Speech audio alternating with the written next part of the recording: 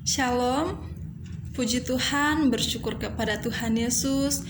Kita masih bernafas, menghirup udara segar pada hari ini. Itu semua karena pertolongan Tuhan. Itu semua karena kemurahan Tuhan dalam kehidupan kita. Dan saudaraku yang terkasih dalam nama Tuhan Yesus, pada kesempatan ini kita akan mendengarkan kebenaran firman Tuhan. Saya akan membagikan kebenaran firman Tuhan yang terdapat dalam suratnya Efesus pasal yang kedua. Kita mulai baca dari ayat yang ke-8 sampai yang ke-10. Dengan judul perikop, semuanya adalah kasih karunia. Demikian firman Tuhan. Sebab karena kasih karunia kamu diselamatkan oleh iman. Itu bukan hasil usahamu, tetapi pemberian Allah. Itu bukan hasil pekerjaanmu. Jangan ada orang yang memegahkan diri. Karena kita ini buatan Allah, diciptakan dalam Kristus Yesus untuk melakukan pekerjaan baik yang dipersiapkan Allah sebelumnya. Ia mau supaya kita hidup di dalamnya. Amin. Kebenaran firman Tuhan. Saudaraku yang terkasih dalam nama Tuhan Yesus, pada kesempatan ini saya akan memberikan tema keselamatan karena anugerah. Keselamatan karena anugerah. Saudara yang terkasih, mari kita lihat dalam kehidupan kita sehari-hari. Kita lihat sekeliling kita. Banyak sekali orang-orang di luar sana yang hidupnya sudah percaya Yesus, bahkan mengatakan orang yang melakukan perbuatan baik atau sudah percaya Yesus saja maka diselamatkan. Maka dari itu, saudaraku yang terkasih dalam nama Tuhan, kita pada saat ini sebagai orang percaya, apakah kita yang sudah hidup dalam kehidupan kebenaran firman Tuhan, yang hidupnya benar-benar sungguh-sungguh tinggal di dalam Yesus dan melakukan kehendak Bapa? Apakah kita sudah mengerti bahwa kita diselamatkan itu bukan karena perbuatan ataupun usaha kita? Kita diselamatkan karena anugerah. Maka dari itu, mari kita sama-sama belajar dalam kitab Efesus pasal 2 ayat ke-8 sampai ke-10 ini dengan tema keselamatan karena anugerah. Saudaraku yang terkasih dalam nama Tuhan Yesus, mari kita lihat apakah bukti bahwa kita telah menerima keselamatan karena anugerah ini. Mari kita lihat. Yang pertama, saya mau bagikan kepada kita bukti yang pertama itu karena iman dan kasih karunia. Mari kita lihat ayat yang ke-8 sampai yang ke-9. Sebab karena kasih karunia kamu diselamatkan oleh iman. Itu bukan hasil usahamu, tetapi pemberian Allah. Itu bukan hasil pekerjaanmu. Jangan ada orang yang memegahkan diri. Mari kita lihat, saudaraku. Iman adalah dasar dari segala sesuatu yang kita harapkan dan bukti dari segala sesuatu yang tidak kita lihat. Di dalam Ibrani 11 ayat 1. Kasih karunia. Apakah itu kasih karunia? Banyak sekali orang yang mengatakan karena kasih karunia, masih ada kasih karunia, makanya kamu diberi kesempatan untuk melakukan ini dan itu, diberi kesempatan untuk mengerjakan tugasmu. Mari kita lihat apakah itu kasih karunia yang berasal dari Allah. Kasih karunia di dalam Alkitab yang kita bahas pada sekarang itu yaitu kemurahan Allah yang senantiasa ada di dalam hidup kita sebagai orang percaya. Melalui Roh Kudus menyertai kehidupan kita yang pada saat ini sebagai orang percaya, saudaraku. Jadi mari kita lihat dalam suratnya Efesus ini, Rasul Paulus menegaskan kepada jemaat di Efesus sekaligus kepada kita sebagai orang yang percaya pada masa kini, ditegaskan kepada kita sebab kasih karunia kita diselamatkan oleh iman. Iman yang seperti apa dimaksud Rasul Paulus? Mari kita lihat. Iman kepada Yesus Kristus adalah satu-satunya syarat yang diminta Allah untuk keselamatan. Iman bukan saja suatu pengakuan tentang Kristus, tetapi juga suatu tindakan yang terbit dari hati setiap orang percaya yang ingin mengikut Kristus sebagai Tuhan dan Juru Selamat. Mari kita lihat saudaraku ya. Iman berarti percaya dengan sungguh-sungguh, dengan sepenuh hati kepada Kristus yang tersalib dan bangkit sebagai Tuhan dan Juru Selamat pribadi kita. Jelas di dalam Roma 1 ayat 17. Nah, iman yang benar pasti membawa suatu perubahan yang baik. Perubahan hidup yang pesat bagi kita. Perubahan yang bagaimana? Yang hidupnya di dalam Tuhan, yang hidupnya percaya kepada Kristus, yang benar sungguh-sungguh tinggal di dalam Yesus, dan menghasilkan perbuatan baik, menjadi berkat bagi banyak orang. Bukan karena perbuatan itu menyelamatkan, tetapi iman yang menyelamatkan itu mesti menghasilkan perbuatan baik. Jelas sekali dalam suratnya Yakobus 2 ayat yang ke-14 sampai 26. Iman yang meliputi pertobatan itu juga seperti apa? Iman meliputi pertobatannya itu berbalik dari dosa dengan penyesalan yang mendalam. 2 Korintus 7 ayat 10 menjelaskan tentang hal itu. Dan berbalik kepada Allah melalui Kristus. Iman itu juga termasuk ketaatan kepada Kristus dan firman-Nya. Jadi saudaraku, kalaupun kita percaya, kalaupun kita sudah mengaku, saya percaya kepada Tuhan sebagai Tuhan dan Juru Selamat saya tahu Yesus Kristus adalah yang menebus saya. Tetapi, apakah pengakuan yang seperti itu sudah menghasilkan membuahkan iman yang benar-benar tinggal di dalam Kristus, yang benar-benar hidupnya percaya Yesus Kristus? Saudaraku, mari kita lihat, ubahkan kehidupan kita pada saat ini. Kalau sekarang saat ini kehidupan kita masih bertolak belakang dengan kebenaran firman Tuhan, saudaraku, saya katakan kita minta ampun sama Tuhan. Kita datang dengan pengakuan secara pribadi dengan hati yang benar sungguh-sungguh kepada Tuhan, bahwasanya kita mau berubah, kita mau berbalik kepada Allah, kita mau menghadap Allah, memohon ampunan Allah. Nah, saudaraku yang terkasih dalam nama Tuhan Yesus, banyak sekali bukti bahwa kita itu diselamatkan oleh iman. Seperti dalam suratnya Ibrani 11 ayat yang ke-1, iman adalah jaminan. Kata jaminan berarti benar-benar akan kita dapatkan.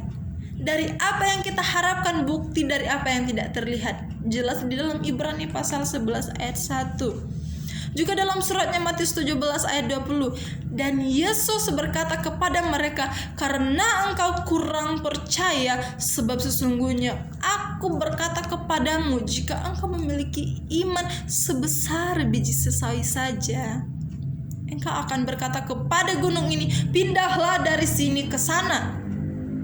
Gunung itu pun akan berpindah, dan tidak ada yang mustahil bagimu. Karena ketika kita peka terhadap suara Roh Kudus, ketika kita mau mengikut Kristus dengan hati yang sungguh-sungguh, sepenuhnya tinggal di dalam Yesus, maka tidak ada yang mustahil ketika Tuhan berbicara kepada kita, pindahkan gunung itu dari sini ke sana, pindahkan gedung ini dari sini ke sana. Tidak ada yang mustahil ketika Tuhan yang menyuruh kita melakukannya, saudara yang terkasih. Jadi marilah kita memiliki iman yang sebesar biji sesawi saja, tetapi itu benar-benar kuat di dalam Tuhan. Amin, saudaraku. Nah, mari kita lihat juga selanjutnya. Di ayat yang ke-8, masih ayat yang ke-8, berkata tentang kasih karunia. Kasih karunia, semuanya adalah kasih karunia. Banyak sekali hari-hari yang kita lewati sebagai orang percaya, setiap hari membaca kebenaran firman Tuhan, setiap hari mendengarkan kebenaran firman Tuhan, bahkan setiap hari berdoa kepada Yesus Kristus sebagai Tuhan dan Juru Selamat yang telah menebus kita dari dosa.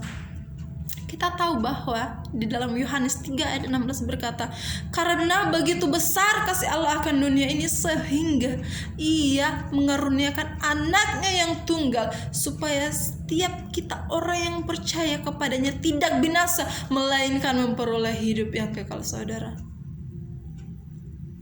karena begitu besar kasih Allah akan dunia ini. Bayangkan saudaraku yang terkasih dalam nama Tuhan Yesus, dalam kehidupan kita sebagai seorang kepala keluarga, bapak memiliki hanya seorang satu anak, tetapi ketika Tuhan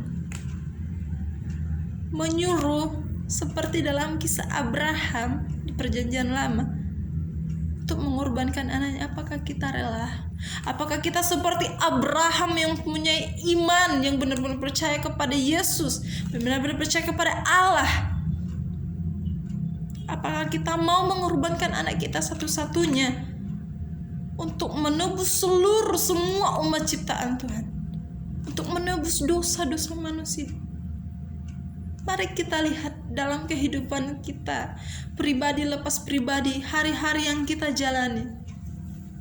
Jangankan kita mau mengorbankan nyawa, harta benda, kekayaan, kepunyaan milik pribadi, handphone setiap hari, jatuh saja pun sedikit retak, lecet,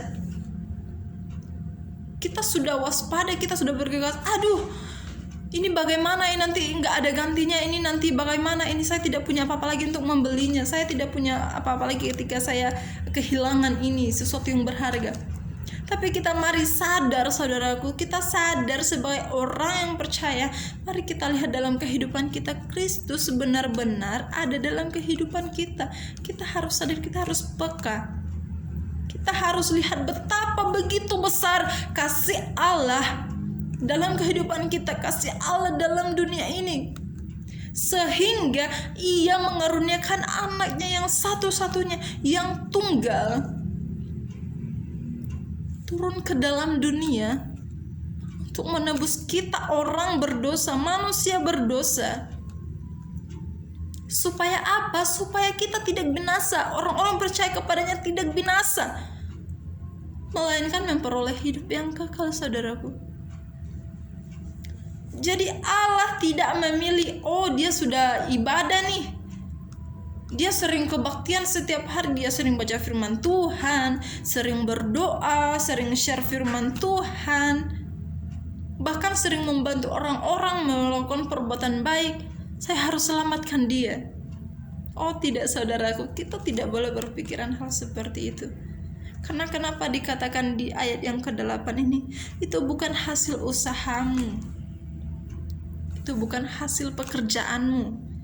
Jangan sekali-sekali ada di antara kita orang yang memegahkan diri di hadapan Tuhan. Karena kenapa? Karena kasih Allah lah yang begitu besar, makanya kita diselamatkan karena anugerah, oleh karena iman. Itu pemberian Allah, itu adalah sebuah surprise bagi kita, hadiah bagi kita yang diberikan Allah. Tetapi apakah bagian kita selama ini yang menjadi tuntutan bagi Allah? Apakah kita sudah melakukan bagian kita, saudaraku yang terkasih? Makanya dari itu mari kita hidup memiliki iman yang sebesar biji sesawi saja, tetapi kuat di dalam Tuhan. Kita akan menyenangkan hati Tuhan, dan untuk kemuliaan bagi nama Tuhan, mari kita hidup sebagai orang yang benar-benar tinggal dalam Yesus Kristus, yang memiliki kasih seperti kasih Allah, untuk menjadi berkat bagi banyak orang. Sebagai ilustrasi bagi kita, saudaraku, ada seorang pendeta sekaligus penulis, H.A. Ironside, menceritakan tentang seorang petobat baru yang menyampaikan kesaksian dalam suatu kebaktian. Dengan sukacita, orang itu bercerita bagaimana ia dibebaskan dari kehidupan yang penuh dosa. Ia mempersembahkan segala kemuliaan bagi Tuhan karena ia tidak memiliki apa-apa untuk memperoleh keselamatan. Orang yang memimpin kebaktian itu tidak sepenuhnya memahami kebenaran yang menyatakan bahwa keselamatan adalah semata-mata karena kasih karunia melalui iman, bukan karena usaha manusia. Maka ia menanggapi demikian. Kisah Anda tampaknya menunjukkan bahwa Allah lah yang melakukan segala sesuatu ketika Dia menyelamatkan Anda. Tidakkah Anda melakukan bagian Anda terlebih dahulu sebelum Allah melakukan bagiannya? Orang Kristen baru itu melompat berdiri dan berkata, "Oh iya, saya melakukannya selama lebih dari 30 tahun. Saya terus lari dari Allah secepat dosa membawa saya. Itulah bagian saya. Tetapi Allah mengejar saya dan menangkap saya, itulah bagiannya." Jadi saudaraku yang terkasih dalam nama Tuhan Yesus, dari ilustrasi tersebut jelas sekali bahwa kita diselamatkan itu bukan karena perbuatan baik kita, tetapi karena kasih karunia.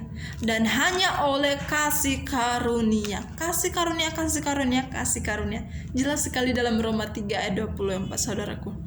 Kita tidak dapat melakukan apa-apa untuk memperolehnya. Di ayat yang ke-8, 28.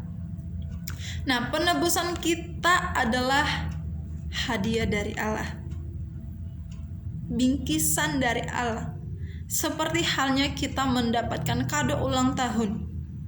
Tetapi bukan karena kita ulang tahun mendapatnya, hanya semata-mata orang tua kita mau memberikannya untuk kita. Bukan karena kita melakukan hal yang baik sebagai seorang anak, makanya orang tua memberikan kita hadiah. Tetapi di sini kita menerima hadiah dari Allah bukan karena semata-mata Allah melihat pekerjaan, perbuatan, pelayanan baik kita, tetapi karena semua kasih karunia. Karena begitu besar kasih Allah bagi kita sebagai orang-orang yang percaya kepadanya. Nah, kalau penebusan kita adalah hadiah dari Allah, bagian kita itu adalah mengakui dosa-dosa dan ketidakmampuan kita untuk menyelamatkan diri sendiri, lalu percaya kepada Yesus Kristus yang mati di kayu salib untuk dosa-dosa kita. Nah, kalau Allah telah menyediakan keselamatan bagi kita, saudaraku, itulah bagiannya, itulah pekerjaan Allah untuk kehidupan kita, yaitu menyiapkan keselamatan bagi kita. Tetapi mari kita lihat, dengan keselamatan yang telah dipersiapkan Allah bagi kita untuk melakukan pekerjaan baik, apa yang kita lakukan? Kita hanya menerimanya dengan iman. Itulah bagian yang kita lakukan. Pertanyaan bagi kita sekarang, saudaraku, yang menjadi tugas tanggung jawab bagian kita, sudahkah kita melakukan bagian kita saat ini sebagai orang yang percaya? Mari kita renungkan itu. Oleh karena itu, saudaraku, mari kita lihat. Mari kita buka kehidupan kita pada saat ini, perbaharui kehidupan kita. Kita buka mata kita, buka hati kita, buka pikiran kita. Kita melakukan apa yang menjadi bagian kita, dan biarlah semuanya itu tertuju kepada Bapa. Dan yakinkan pada diri kita masing-masing bahwa keselamatan adalah apa yang kita terima, bukan apa yang kita raih. Karena keselamatan itu adalah anugerah. Amin, saudaraku yang terkasih. Haleluya. Nah, bukti yang kedua bahwa kita menerima keselamatan itu karena anugerah. Yang kedua di ayat yang ke-10. Karena kita ini buatan Allah, diciptakan dalam Kristus Yesus untuk melakukan pekerjaan baik yang dipersiapkan Allah sebelumnya. Ia mau supaya kita hidup di dalamnya. Jelas sekali di dalam ayat yang ke-10 ini, karena kita adalah umat ciptaan Tuhan. Umat ciptaan Tuhan. Sebagai umat ciptaan Tuhan, tentunya Allah sangat mengasihi kita. Sangat jelas dalam Yohanes 3 ayat 16 ya, saudaraku. Bukti kasih Tuhan, Ia rela mengaruniakan anaknya yang tunggal untuk menebus kita dari dosa, untuk dapat membebaskan kita dari dosa dan untuk memperoleh kehidupan kekal, supaya kita tidak binasa. Itulah bukti kita telah menerima keselamatan karena anugerah, karena Allah terlebih dahulu mengasihi kita.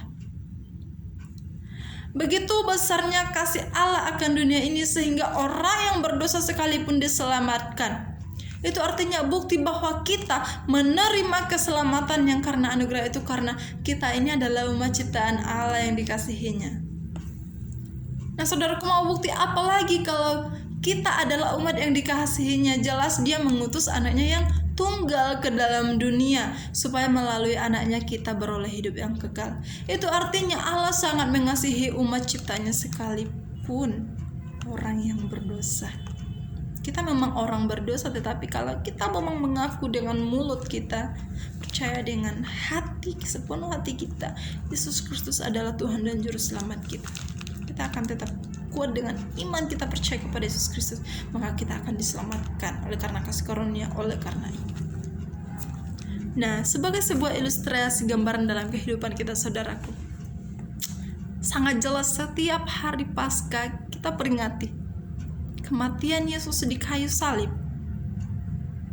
Itu yang mengingatkan kita begitu besarnya kasih Allah akan dunia ini. Ia mengorbankan anaknya yang tunggal supaya setiap kita yang percaya kepadanya tidak binasa, tetapi memperoleh kehidupan yang kekal. Gambaran ini sangat jelas dalam kehidupan kita. Apalagi bukti yang kita inginkan. Kita mau menyatakan bahwa besarnya kasih Tuhan itu seperti apa, besar kasih Allah dalam kehidupan kita itu seperti apa. Ketika firman Tuhan sudah berkata, begitu besar kasih Allah akan dunia ini, Ia mengaruniakan anak yang tunggal supaya kita tidak binasa dan peroleh kehidupan yang kekal. Stop saudaraku, mencari bukti apa lagi bahwa Tuhan mengasihi kita, bahwa Tuhan sangat mengasihi kita. Karena sangat jelas di setiap firman Tuhan ini, di setiap ayat firman Tuhan ini, besar sekali kasih Tuhan dalam kehidupan kita. Bahkan anaknya satu-satunya yang tunggal, Dia rela korbankan hanya untuk menebus kita, saudara. Jadi saudara yang terkasih, mari kita lihat dalam kehidupan kita sebagai orang percaya, betapa Allah mengasihi kita sebagai umat ciptaannya dengan mengorbankan anaknya yang tunggal untuk menebus dosa manusia. Terlebih-lebih kita sebagai orang yang berdosa. Kita tidak pernah luput dari dosa, tetapi apakah kita mau merubah kehidupan kita yang berdosa ini menuju kehidupan kepada Yesus Kristus, saudaraku? Mari kita ubahkan kehidupan kita secara pribadi, dilepas pribadi, dengan mengaku percaya kepada Yesus Kristus, dengan sungguh-sungguh berdoa mengikuti Yesus Kristus sebagai Tuhan dan Juru Selamat kita. Nah, sebagai sebuah aplikasi dalam kehidupan kita, saudaraku yang terkasih, karena kita benar-benar sungguh-sungguh hidup di dalam Tuhan, maka kita terapkan dalam kehidupan kita bahwa kita telah menerima keselamatan karena anugerah itu hanya karena kasih karunia, oleh karena iman. Dan sebagai umat ciptanya, Allah mengasihi kita sehingga kita diselamatkan untuk melakukan pekerjaan baik yang telah dipersiapkan Allah sebelumnya, supaya kita menjadi berkat bagi banyak orang. Haleluya, amin. Puji Tuhan, saudaraku, pada saat hari ini kita telah mendengarkan kebenaran firman Tuhan. Kiranya setiap kita yang mendengarkan kebenaran firman Tuhan tidak hanya mendengar tetapi saja melakukannya. Sebab ada sebuah lagu yang sangat saya sukai, itu lagu sangat berkesan dalam kehidupan saya. Dengan refnya saja, Your name is power, Your name is healing, Your name is life. Jadi saudaraku, nama Yesus adalah kekuatan kita. Nama Yesus adalah kesembuhan kita. Nama Yesus adalah kehidupan kita. So I think this is a song that really blesses me personally. Jadi nggak tahu seperti apa saudaraku mendengar nanti lagu tersebut. Apakah sama dengan saya diberkati? Apakah sangat-sangat menyentuh secara pribadi, benar-benar diberkati oleh lagu itu? Karena Tuhan Yesus mengasihi kita. Sangat besar kasih Tuhan dalam kehidupan kita, saudaraku. Demikian firman Tuhan. Terima kasih, Tuhan Yesus memberkati. Shalom.